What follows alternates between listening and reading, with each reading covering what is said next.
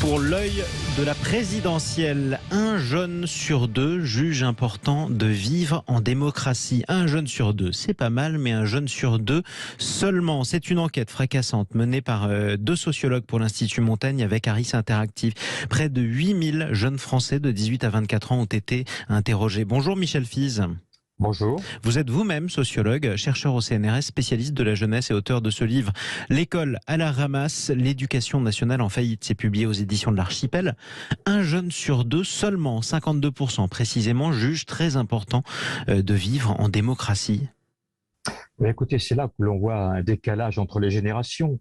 La démocratie, pour beaucoup d'adultes, est aujourd'hui devenue une sorte d'évidence. Nous vivons en démocratie depuis 80 ans maintenant.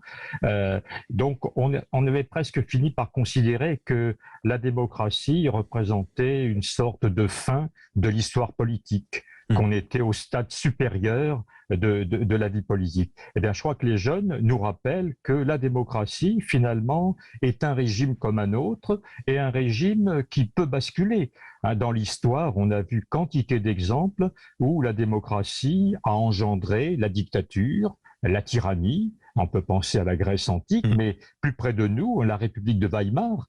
Dans les années 1920, eh bien, de la République de Weimar est sorti le nazisme allemand.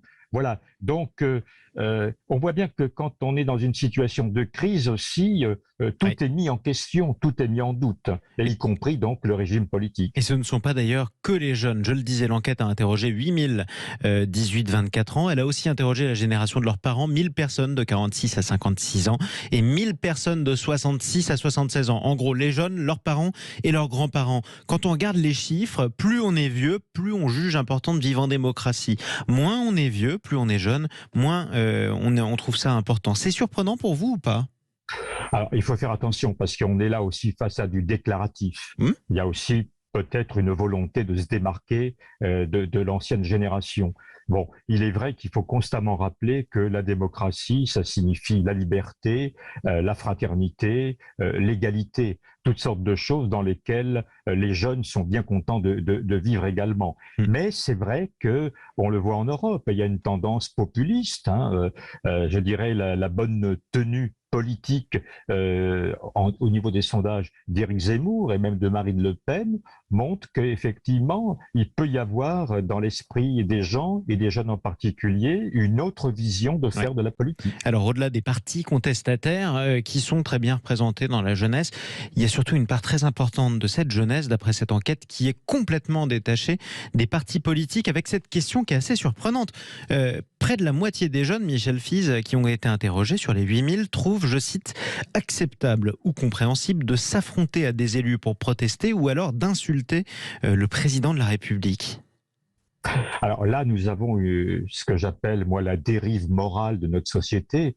C'est-à-dire quand une société n'a plus véritablement de conscience collective, qu'elle ne sait plus évidemment faire le choix entre les permis et les interdits, qu'on est dans ce que j'appelle l'individualisme triomphant, où chacun a l'impression d'avoir raison contre tous les autres et donc ne se reconnaît aucun frein, il est évident que tout devient permis, y compris l'agression des élus. Mais ça interroge beaucoup sur la forme de notre démocratie. Pour beaucoup de gens, et de jeunes en particulier, on ne souhaite plus que cette démocratie soit uniquement représentative, celle des élus. On veut aussi que la démocratie soit celle des citoyens et que les citoyens participent à la fabrication de la décision politique. C'est ça les enjeux. Alors si on regarde les questions qui mobilisent une bonne partie de la jeunesse, effectivement la lutte contre le changement climatique est plus représentée que dans le reste de la population, mais ça reste minoritaire. La lutte contre le racisme est plus représentée, mais ça reste minoritaire. Et la lutte contre les inégalités de genre aussi. Si on regarde surtout précisément cette étude,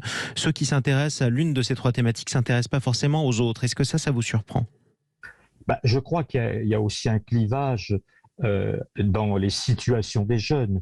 Il est évident que plus on est diplômé, moins on est évidemment à courir après les fins de mois et plus on peut s'intéresser aux grandes questions qui menacent la planète. Et il n'est pas évidemment étranger de voir que les jeunes plus diplômés, de milieux plus favorisés, ont spontanément tendance à s'intéresser à des questions évidemment comme le climat, la défense de l'environnement, et qu'au contraire, des personnes qui sont jeunes et souvent discriminés, évidemment, on va avoir tendance à s'intéresser davantage au racisme et aux discriminations pour les dénoncer. C'est l'éternel dilemme entre la fin du monde et la fin des mois.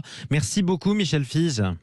Merci à vous. Je rappelle que vous êtes sociologue, chercheur au CNRS, spécialiste de la jeunesse, auteur notamment de ce dernier livre, L'école à la ramasse, l'éducation nationale en faillite. C'est publié aux éditions de l'Archipel. Vous écoutez le Grand Matin Week-end sur Sud Radio, il est 7h39.